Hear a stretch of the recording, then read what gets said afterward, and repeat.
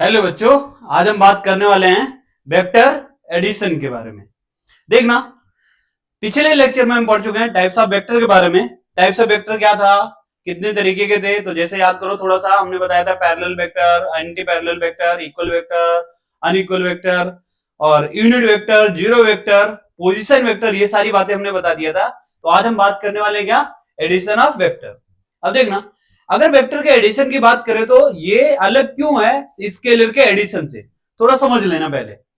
अगर मैं बोलता हूं क्या कि मान लो 5 kg का कोई ऑब्जेक्ट है, उसके साथ 3 kg का कोई ऑब्जेक्ट को हम ऐड कर दें, यानी मतलब क्या हुआ, 5 kg का ये ऑब्जेक्ट हुआ, इसके ऊपर 3 kg का ऑब्जेक्ट और रख दिया, तो टोटल वेट इसका नीचे कितना काम करेगा, टोटल में बोलू कितना मास हो जाएगा, तो टोटल मास इधर मिलेगा तुमको कितना, 5 + 3 यानी 8 kg मिलेगा। समझ आया बात।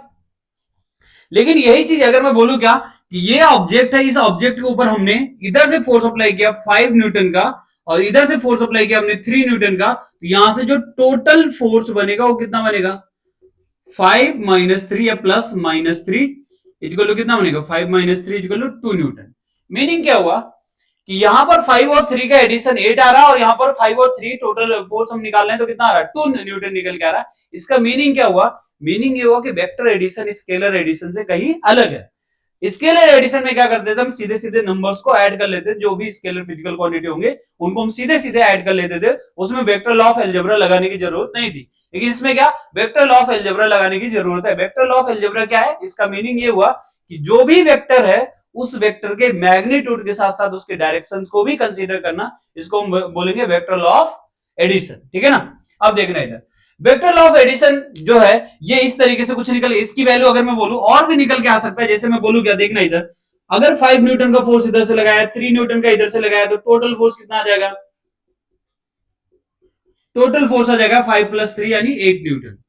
8 न्यूटन भी आएगा, 2 न्यूटन भी आ रहा, और यहां पर देखना, यहां पर मास को क्या था, केवल 8 kg आया था। मीनिंग क्या हुआ, इन दोनों फोर्स की जो मिनिमम वैल्यू है, यानी कम से कम 2 न्यूटन आ सकता है, मैक्सिमम 8 आ सकता है, 8 और 2 के बीच में कोई भी नंबर आ सकता है, ऐसा हम कह सकते हैं। ठीक है ना। तो जब वेक्टर सम करेंगे तो वेक्टर सम में ये जरूरी नहीं है कि उसकी वैल्यू एक फिक्स वैल्यू ही हमेशा है। वो क्या करेगा, हमेशा फोर्स के डायरेक्शन पे डिपेंड करेगा। अगर उसके डायरेक्शंस अलग अलग होंगे तो फोर्स के मैग्नीट्यूड भी क्या होंगे, अलग अलग निकल के आएंगे सम करने के बाद में। वो ऐसा क्यों हो रहा, वो ऐसा इसलिए हो रहा क्योंकि हम यहाँ पर क्या कर रहे हैं, वेक्टर सम ऑफ एडिशन कर रहे हैं। बात समझ आए ना। अब देखना, वेक्टर सम ऑफ एडिशन करने के हमारे पास कई सारे तरीके हैं। तो सबसे पहले उसमें तरीका की अगर हम बात करें तो सबसे पहला उसमें ग्राफिकल मेथड।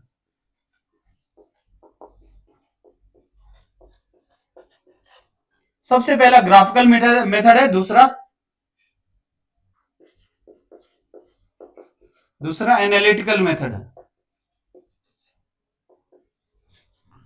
पहला हमारा क्या, ग्राफिकल मेथड है, दूसरा हमारा क्या है, एनालिटिकल मेथड है। देखना, ग्राफिकल मेथड क्या है, अगर हम वेक्टर सम ग्राफ के मेथड से कर रहे हैं तो उसको हम बोलेंगे ग्राफिकल मेथड, और वेक्टर सम अगर हम मैथमेटिकली कर रहे हैं तो उसको हम बोलेंगे क्या, एनालिटिकल मेथड। देखना, जब भी वेक्टर का हम सम करेंगे तो वेक्टर का सम करते हुए हमको क्या मिलेगा, ग्राफ की तरीके से भी कर सकते हैं और मैथमेटिकली भी कर सकते हैं। इसलिए हमको दो तरीके यहां पर पढ़ने की जरूरत है। अगर हम ग्राफिकल मेथड को फिर डिवाइड करें तो ग्राफिकल मेथड भी हमारा तीन तरीके से डिवाइड होगा। मैं बताता हूं एक एक करके। देख लो इधर, अगर ग्राफिकल मेथड को हम डिवाइड करें तो ग्राफिकल मेथड भी तीन तरीके से आएगा। पहला आएगा vector sum of triangle rule, यानी vector sum of triangle rule, और दूसरा आएगा वेक्टर सम ऑफ पैरेललोग्राम, और तीसरा आएगा वेक्टर सम ऑफ पॉलीगन। ठीक है ना। ये हमारे पास तीन मेथड है। तीन अलग अलग मेथड कौन कौन से हैं, पहला तो vector sum of triangle rule है, ट्रायंगल रूल की सहायता से हम वेक्टर का एडिशन कर सकते हैं। दूसरा हमारा vector sum of parallelogram, parallelogram की तरीके से भी हम कर सकते हैं, ये भी एक मेथड हुआ हमारा। और vector sum of polygon, polygon की तरीके से कर सकते हैं। एक एक करके हम समझते हैं। और एनालिटिकल तो हमने बताया क्या, ये मैथमेटिकल है।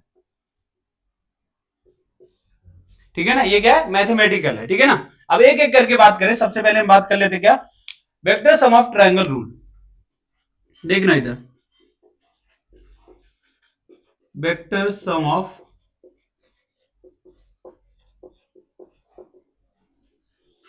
Triangle rule. देखिए ना इधर, vector sum of triangle rule क्या कहता है कि अगर हमारे पास दो वेक्टर हैं और उन दोनों वेक्टर का एडिशन अगर करना हुआ तो फिर हम क्या करेंगे, देखना। कंसीडर कर लिया हमने कि हमारे पास एक वेक्टर ए है और एक वेक्टर हमारे पास बी है। इन दोनों का अगर मुझे एडिशन करना हो तो फिर क्या करेंगे, तो देखना इसके लिए हम करेंगे वेक्टर ए जैसा बना हुआ है उसी तरीके से वेक्टर ए हम इधर बनाएंगे। उससे पहले हम एक बात और समझ लेते हैं, ये कोई भी वेक्टर अगर हम बनाते हैं तो वेक्टर ए सॉरी वेक्टर बनाने के लिए ये जो पॉइंट होता है इसको हम बोलते हैं टेल पॉइंट और इसको हम बोलते हैं क्या, हेड पॉइंट बोलते हैं, ठीक है ना। यानी जो एरो का डायरेक्शन होता है इसको हम बोलेंगे हेड पॉइंट और जो एरो का टिल्ट पॉइंट होगा उसको हम बोलेंगे क्या, टेल पॉइंट, ठीक है। अब देखना जैसा वेक्टर ए बना हुआ सेम उसी तरीके से यहां पर हमने एक वेक्टर बनाया, वेक्टर ए हो गया, ये इसका हेड हो गया, ये इसका टेल हो गया। वेक्टर बी के पैरेलल में भी यहां पर वेक्टर बी बनाना पड़ेगा, लेकिन कहां से, वेक्टर बी का जो टेल है वो वेक्टर ए के कहां से जाना चाहिए, हेड से जाना चाहिए। तो वेक्टर बी का टेल वेक्टर ए के हेड से मिलाते हुए हमने वेक्टर बी को बना दिया। देखना इधर, वेक्टर ए इसके पैरेलल है ए के और वेक्टर बी इसके पैरेलल है, ठीक है ना। अगर ये दोनों पैरेलल रहेंगे तभी एडिशन कर सकते हैं, पैरेलल नहीं होंगे तो एडिशन नहीं कर पाएंगे, ठीक है। तो वेक्टर ए के हेड से वेक्टर बी का टेल को मैच करवा दिया और जो रिजल्टेंट है वो रिजल्टेंट क्या आएगा, वेक्टर ए के टेल से वेक्टर ए के सॉरी वेक्टर बी के हेड की तरफ ये क्या आएगा, रिजल्टेंट आ जाएगा। बात समझ आए, ये जो रिजल्टेंट निकाला हमने क्या, ए और बी का रिजल्टेंट जो निकल गया वेक्टर ए प्लस वेक्टर बी, ये क्या बता रहा है, वेक्टर ए के टेल से वेक्टर बी के हेड की तरफ जाएगा। ये ए का टेल पॉइंट था, ये बी का क्या हेड पॉइंट है, ये ए का हेड पॉइंट था, ये बी का क्या टेल पॉइंट है। बात समझ आए ना। अब देखना इधर, इस तरीके से वेक्टर का एडिशन करेंगे। अगर इसी में मुझे ये पता करके बताना कि ए और बी के बीच का एंगल क्या होगा, तो वेक्टर ए देखना आगे की तरफ जा रहा है इसलिए आगे बढ़ाएंगे, तो ए से बी की तरफ हम जाएंगे तो ये हमारा बताएगा ए और बी के बीच का एंगल, ठीक है ना। ये वाला एंगल ए और बी के बीच का नहीं होगा, ये बात ध्यान में रखना है।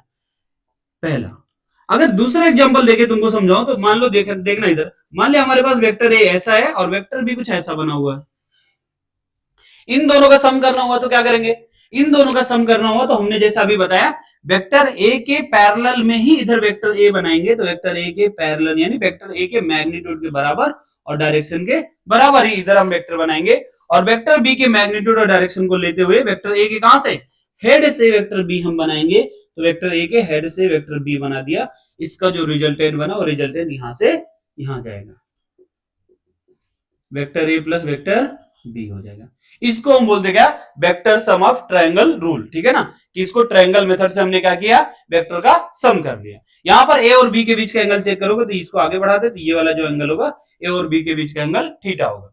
ध्यान से देखना इधर, यहां पर ये जो एंगल बनेगा, ये जो एंगल बनेगा इस एंगल को हम बोलेंगे फाई एंगल, ये जो एंगल बनेगा इसको हम बोलेंगे phi angle.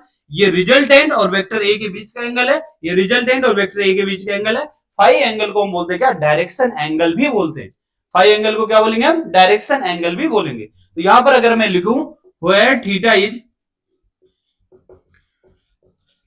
Theta is angle between vector a and vector b and phi is the angle of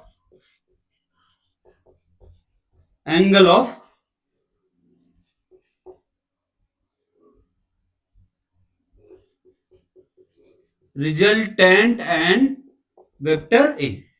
resultant और वेक्टर ए के बीच का एंगल जो है वो फाई है और थीटा जो एंगल हो क्या, वेक्टर ए और वेक्टर बी के बीच का एंगल है। इतना बात क्लियर है।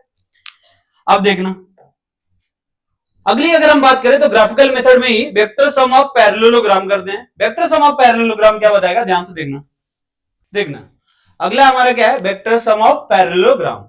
इसमें क्या बता रहा है कि अगर किसी भी पैरेललोग्राम के दो एडजेसेंट साइड दो वेक्टर को रिप्रेजेंट करते हैं तो उसका जो रिजल्टेंट होगा वो उस पैरेललोग्राम का मेन डायगोनल बनेगा, ठीक है। ध्यान से देखना, अगर मान लो हमने यहां पर एक पैरेललोग्राम बनाते, एक पैरेललोग्राम बनाते हैं हम इस तरीके से,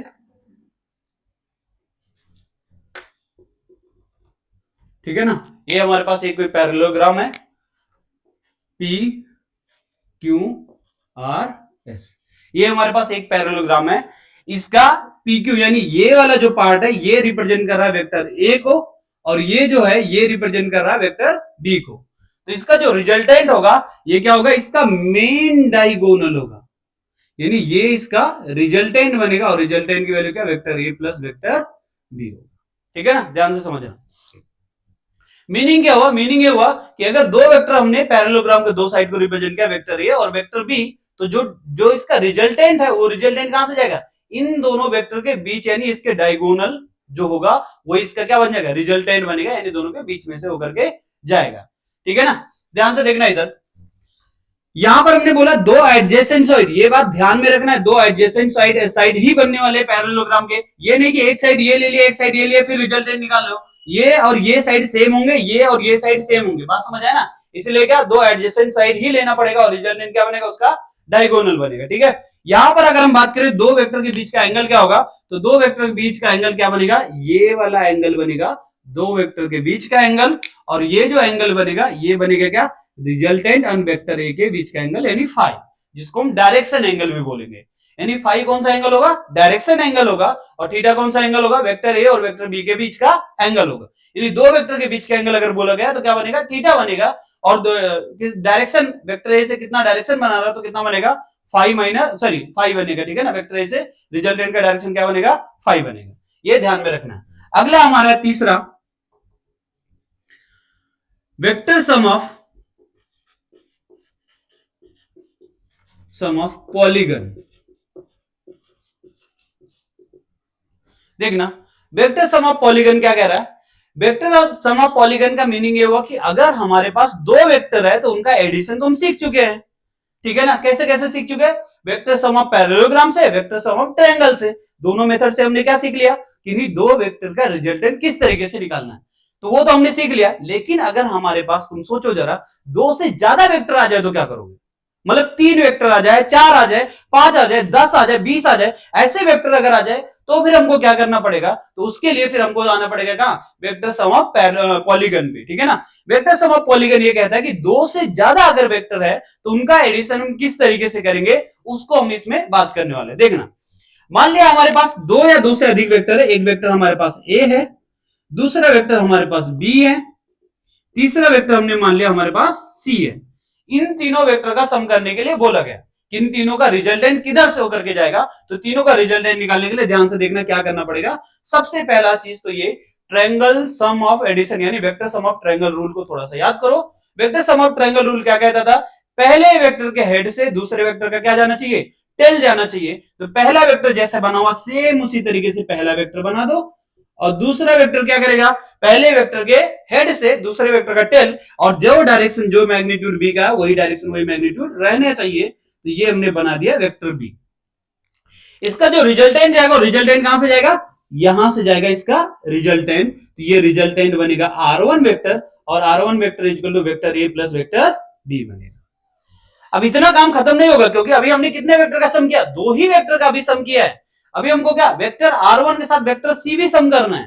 तो R1 के साथ अगर सी सम करना है तो फिर हमको क्या मिलेगा, ध्यान से देखना इधर, अगर हमको R1 के साथ सी सम करना है तो R1 के डायरेक्शन में जैसा R1 बना उसी डायरेक्शन में उसी मैग्नीट्यूड के साथ में हमको क्या बनाएंगे, R1 वेक्टर बनाएंगे। तो ये हो गया हमारा R1 वेक्टर, और ये पहला वेक्टर होगा, इस पहले वेक्टर के हेड से जो वेक्टर ऐड करना है, कौन सा ऐड करना है, सी ऐड करना है, सी वेक्टर का टेल क्या करेगा, जाएगा। तो पहले वेक्टर के हेड से सी वेक्टर का टेल कुछ इस तरीके से आएगा, ये सी वेक्टर हो गया, ये R1 वेक्टर हो गया, और इसका जो रिजल्टेंट बनेगा क्या बनेगा, कुछ इस तरीके से बनेगा इसका रिजल्टेंट R इक्वल टू बनेगा vector R1 plus vector c.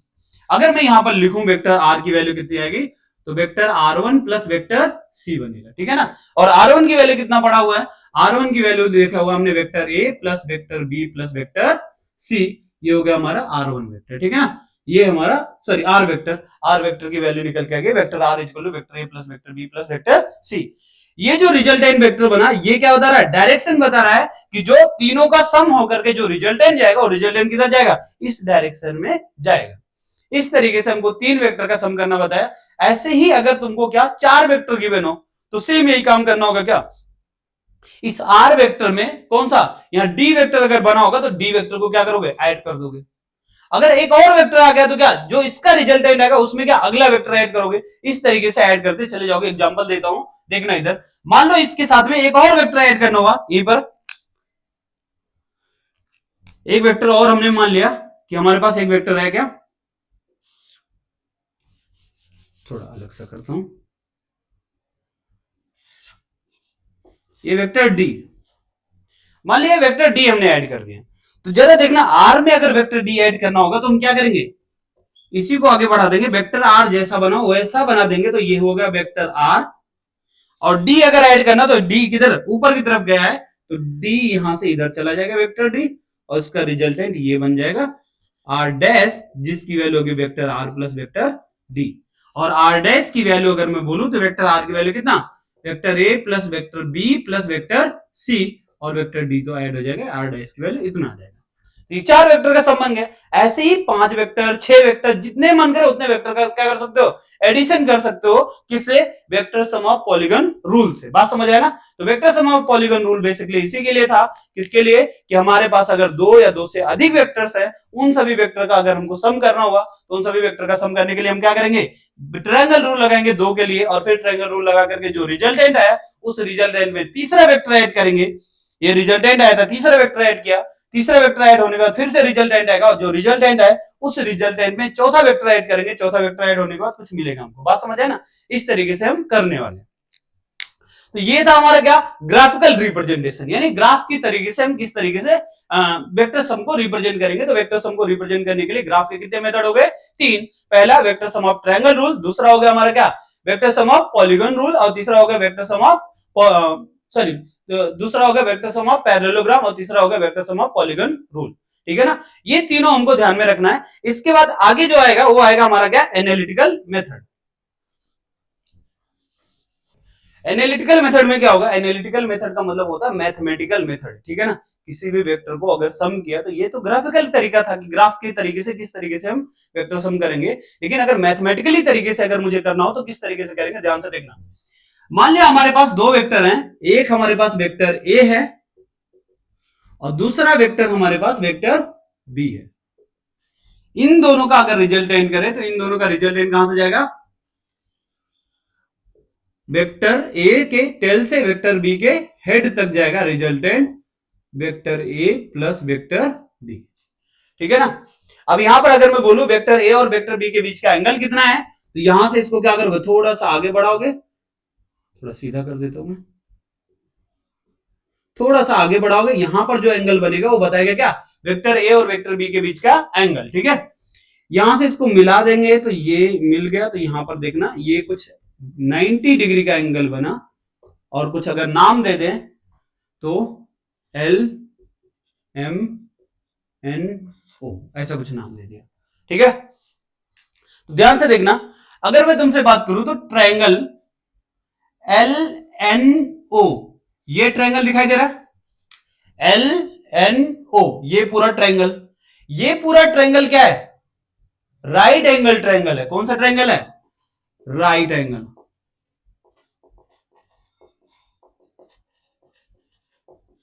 ये कौन सा ट्रायंगल है, राइट एंगल ट्रायंगल है। अगला देखना, ट्रायंगल बात करो एम एन ओ,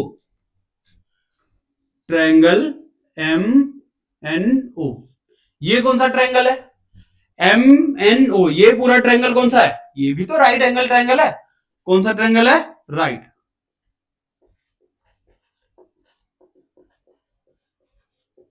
राइट एंगल ट्रायंगल। अब ध्यान से देखना, अगर मैं बात करूं ट्रायंगल ओ एम एन, ये राइट एंगल ट्रायंगल है, तो इसके ये क्या बनेगा, ये तो बनेगा हाइपोटेनियस, ये क्या बनेगा, बेस, और ये क्या बनेगा, परपेंडिकुलर। ठीक है ना। ये बनेगा हाइपोटेनियस, ये बनेगा बेस, और ये क्या बनेगा, परपेंडिकुलर। अब ध्यान से देखना, हाइपोटेनियस की वैल्यू तो पता है कितना, वेक्टर बी है, तो बेस की वैल्यू कितना होगा, तो कंपोनेंट हमको पता है क्या, ट्रायंगल में अगर हम लगाते हैं, देखना, in triangle m n O, triangle m n o की बात करें, एम एन ओ, इस वाले ट्रायंगल में जरा सोच के बताओ मुझे कि अगर मैं cos थीटा अप्लाई करता हूं तो cos थीटा इक्वल टू क्या बनेगा, तो cos थीटा इक्वल टू हमने पढ़ा क्या, बेस अपॉन क्या, हाइपोटेनियस। ये तो पढ़ा है ना, बेस अपॉन हाइपोटेनियस। तो बेस कितना है, बेस है वेक्टर एम एन, और हाइपोटेनियस कितना है, हाइपोटेनियस है हमारा m o, vector m o. But अगली लाइन में लिखता मैं, यहां से मिल जाएगा हमको cos theta equal to m n vector, और एमओ की जगह पर आ जाएगा वेक्टर बी। ऐसा क्यों, क्योंकि एम ओ की वैल्यू ही वेक्टर बी है। देखना एम ओ की वैल्यू कितना है, वेक्टर बी है ना, चलेगा ना, वेक्टर बी है तो वेक्टर बी लिख दिया हमने, इसलिए यहां पर वेक्टर बी लिख दिया। अब देखना वेक्टर बी का अगर मल्टीप्लाई कर देंगे तो कितना बन जाएगा, vector B cos theta equal to बन जाएगा vector M n. Vector B cos theta equal to कितना बन गया, वेक्टर एम एन, यानी एम एन की वैल्यू जो बनी वो कितना बन गया, वेक्टर बी कॉस थीटा, ये बन गया। चलेगा। ऐसे अगर परपेंडिकुलर निकालना तो क्या लगा दो इस ट्रायंगल में, तो इस ट्रायंगल में मुझे लगा देना होगा साइन थीटा। क्या लगाना होगा, साइन थीटा। तो साइन थीटा इक्वल टू क्या बनेगा, परपेंडिकुलर अपॉन हाइपोटेनियस। तो परपेंडिकुलर कितना है, परपेंडिकुलर है एन ओ वेक्टर अपॉन हाइपोटेनियस कितना है, m o vector. M o vector की वैल्यू वेक्टर बी पढ़ चुका हूं तो हमको मिलेगा क्या, sine theta equal to N O vector upon vector b. Vector b का इधर डिवीजन, इधर जाके क्या बनेगा, मल्टीप्लीकेशन। तो बन जाएगा कितना, vector B sine theta equal to N O vector. यानी इतने की वैल्यू कितना आ गई, तो इतने की वैल्यू देख लो, एन ओ वेक्टर की वैल्यू कितना, वेक्टर बी साइन थीटा। तो यहां से कितना आ जाएगा, वेक्टर बी साइन थीटा। कोई दिक्कत। अब यहां से अगर मैं बात करूं, देखना कि triangle triangle L N O, in triangle L N O, L N O triangle में अगर मैं बात करूं तुमसे, तो देखना इधर, ये तो हो गया बेस, ये हो गया परपेंडिकुलर और ये हो गया हाइपोटेनियस। वैल्यू किसकी चाहिए मुझे, रिजल्टेंट। तो रिजल्टेंट कौन बना रहा है, हाइपोटेनियस। तो इस हाइपोटेनियस की वैल्यू चाहिए, तो उससे पहले हम बेस वगैरह को ठीक कर ले। तो बेस की वैल्यू कितना होगी, यानी एल एन की वैल्यू कितना होगी, तो एल एन की वैल्यू मिलेगी वेक्टर कितना, वेक्टर एल एन की वैल्यू मिलेगी vector L M plus vector M N, ये मिल जाएगा। और वेक्टर एल एम की वैल्यू कितना है, एल एम की वैल्यू वेक्टर ए, तो देखना क्या मिल जाएगा, वेक्टर ए प्लस एम एन की वैल्यू कितना है, B, vector B cos theta, vector B cos theta बन जाएगा। ठीक है ना। तो यहां से मिल जाएगा कितना, vector L N equal to vector A plus vector B cos theta. ठीक है। अच्छा, यहां से परपेंडिकुलर कितना होगा, एनओ की वैल्यू, तो एन ओ वेक्टर एनओ की वैल्यू मिलेगी वेक्टर बी साइन थीटा। ठीक है। अब देखना बेस की वैल्यू पता हो गई, परपेंडिकुलर पता हो गया, हाइपोटेनियस निकालना है। क्या करेंगे हम, क्या करेंगे, पाइथागोरस थ्योरम अप्लाई करेंगे। पाइथागोरस थ्योरम क्या कह रहा है, हाइपोटेनियस का स्क्वायर यानी आर का स्क्वायर इक्वल टू बेस का स्क्वायर यानी एल एन का स्क्वायर प्लस परपेंडिकुलर का स्क्वायर यानी एन ओ का स्क्वायर बन जाएगा। आर स्क्वायर इक्वल टू बनेगा एल एन की वैल्यू कितना, वेक्टर ए plus vector B cos theta. तो वेक्टर ए plus vector B cos theta, तो यहां से पुट कर देते हैं वेक्टर ए plus vector B cos theta का होल स्क्वायर प्लस एनओ की वैल्यू कितना लिखेंगे, वेक्टर बी साइन थीटा का होल स्क्वायर। ठीक है ना। अब इसको होल स्क्वायर के लिए क्या करेंगे, फॉर्मूला अप्लाई कर देंगे। होल स्क्वायर का फॉर्मूला अप्लाई करेंगे तो मिलेगा A square plus B square cos square theta plus 2ab cos theta, और इसका स्क्वायर करेंगे तो कितना मिलेगा, B square sine square theta, इतना मिल जाएगा इक्वल टू कितना, आर का स्क्वायर। थोड़ा ध्यान से देखना इधर, आर स्क्वायर यहां से मिल जाएगा, इसको और इसको एक साथ कर लेते हैं तो मिल जाएगा हमको ए स्क्वायर, इसको पहले लिख देते हैं कितना मिलेगा, B square sine square theta, इसको बाद में लिखते तो मिलेगा कितना, B square cos square theta plus 2ab cos theta, इतना मिल जाएगा। ध्यान से देखना, यहां मिलेगा ए स्क्वायर प्लस इसमें से और इसमें से कुछ कॉमन हो जाएगा, क्या कॉमन होगा, बी स्क्वायर दोनों जगह से कॉमन हो जाएगा। तो दोनों जगह से बी स्क्वायर को कॉमन कर दे तो मिल जाएगा हमारा कितना, sign square theta plus cos square theta plus कितना 2ab कॉस थीटा। चलेगा ना। जरा मुझे बताना sign square theta plus cos square theta की वैल्यू कितना, 1। ट्रिग्नोमेट्री पढ़ा होगा तो ट्रिग्नोमेट्री में इसकी वैल्यू कितना, 1। ट्रिग्नोमेट्रिकल आइडेंटिटी लगा देंगे तो ये बन जाएगा इसकी वैल्यू 1 प्लस कितना आ जाएगा 2ab कॉस थीटा। ठीक है ना, आर स्क्वायर की वैल्यू। तो यहां से आर की वैल्यू कितनी आ जाएगी, आर की वैल्यू आ जाएगी under of A square plus B square plus 2ab cos theta. ये हमारा आ जाएगा क्या, रिजल्टेंट। ठीक है ना, कि अगर दो वेक्टर है, दो वेक्टर ए और वेक्टर बी, इन दोनों का हमने क्या किया, रिजल्टेंट निकाला और इनके बीच का एंगल कितना है, थीटा है, तो इसका रिजल्टेंट कितना निकल गया, R equal to under root of A square plus B square plus 2ab cos theta. अच्छा, ये तो हमारा है रिजल्टेंट की वैल्यू। अब वेक्टर का अगर हम सम करेंगे तो क्या मिलेगा, वेक्टर मिलेगा, क्योंकि vector plus vector equal to क्या बनता है, वेक्टर ही रहेगा। तो इसका मतलब क्या, अगर ये मैग्नीट्यूड निकल के आया तो इसके डायरेक्शंस की भी बात होनी चाहिए। तो डायरेक्शन क्या निकल के आएगा, तो देखना ध्यान से, डायरेक्शन की अगर मैं बात करूं, डायरेक्शन क्या आएगा, तो डायरेक्शन निकालने के लिए क्या करोगे, सबसे पहले तो ये वाला एंगल पता करो, ये वाला एंगल, तो ये वाले एंगल को हमने लिख दिया फाई। तो जरा देखना, इन ट्रायंगल एल एन ओ, ये वाला ट्रायंगल दिखा ना, इस वाले ट्रायंगल में अगर मैं लगा दूं tan फाई, जरा बताओ tan फाई क्या बताएगा, tan फाई बताएगा कितना, परपेंडिकुलर अपॉन बेस, परपेंडिकुलर कितना, वेक्टर NO अपॉन बेस कितना, ln, ठीक है ना। NO की वैल्यू कितना, NO की वैल्यू यहां भी पढ़ चुके, NO की value vector b sin theta, और यहां से भी देख लो NO की वैल्यू कितना, वेक्टर b sin थीटा, तो कितना लिखेंगे, vector b sin theta upon ln की वैल्यू कितना लिखेंगे, vector a plus vector b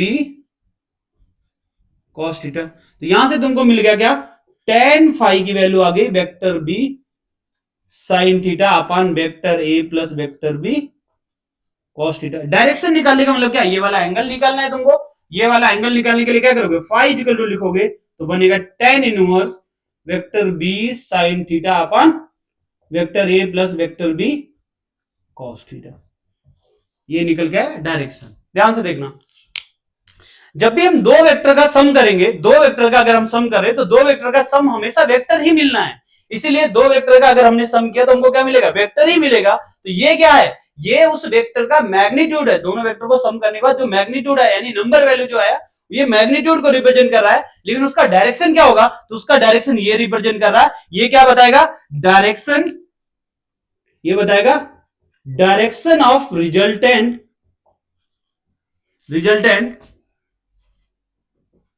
with vector A, vector a के साथ में क्या डायरेक्शन है रिजल्टेंट का, उसको रिप्रेजेंट करेगा ये, ठीक है।